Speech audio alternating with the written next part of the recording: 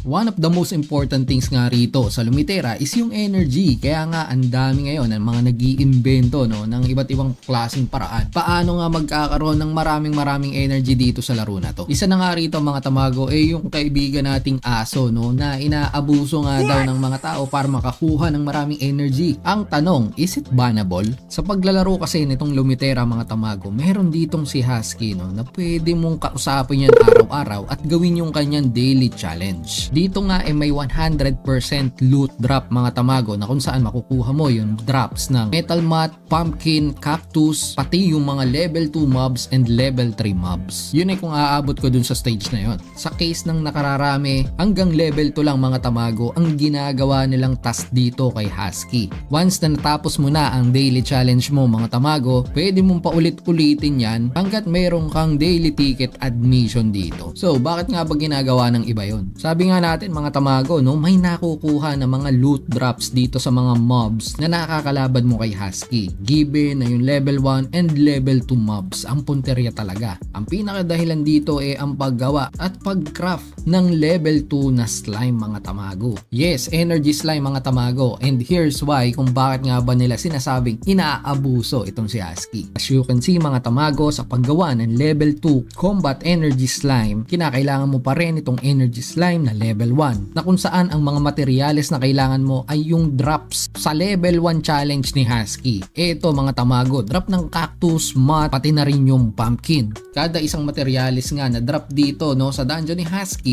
may bawas sa'yo na isang enerhiya. Apat ang kinakailangan mo rito para mabuo tong level 1 energy slime, kaya naman 4 na beses mo rin itong gagawin mga tamago. Pero syempre kung ang punterya mo ay itong level 2, kinakailangan mo rin itong mga level 2 materyales na galing naman sa level 2 mobs na naandito rin sa dungeon ni Husky mga tamago. So meaning sa isang pasada mo sa dungeon ni Husky mga tamago gagastos ka ng 6 na energy para makuha din itong 6 na materyales na kailangan mo. Then pwede ka nang umexit. Yan ang ginagawa ng iba kasi hindi namin kaya yung level 3 na mobs sa susunod na stage dito sa dungeon ni Husky. Kung uulit-ulitin mo mga tamago ng 4 na beses, makukumpleto mo itong materyales na kailangan mo para gumawa ng level 2 combat energy slime at ang magagastos mo nga rito is total ng 24 energies. So ang laki pala na mababawas. Bakit nila inaabuso? Ang pinakasagot kasi dyan mga tamago ay ito, Energy Restoration Potion Recipe Level 2. Once na natapos mo yun, gumastos ka ng 24 energy, gawin mo na lang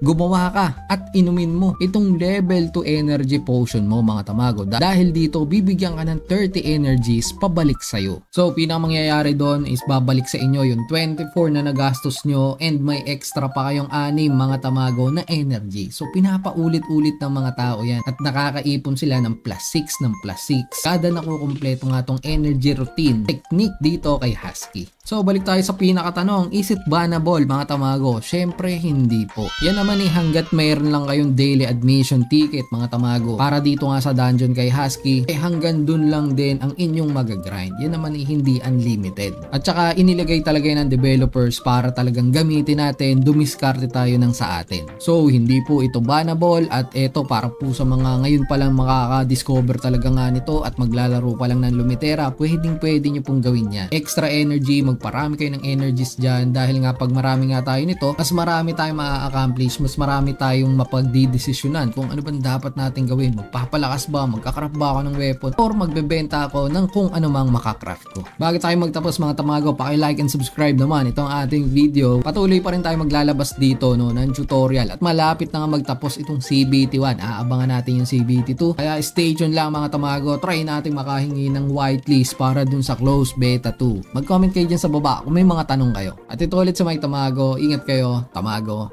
out. Halika na't sumama sa aming barangay, samahang masaya, ano pang hinihintay? Kung online games ang iyong gusto, dito ka sa guild ko, solid to. Sa aming community na puro makulit, mga hari na trash talk pero malupit. Bawal ang iyakin kapag ka natatay.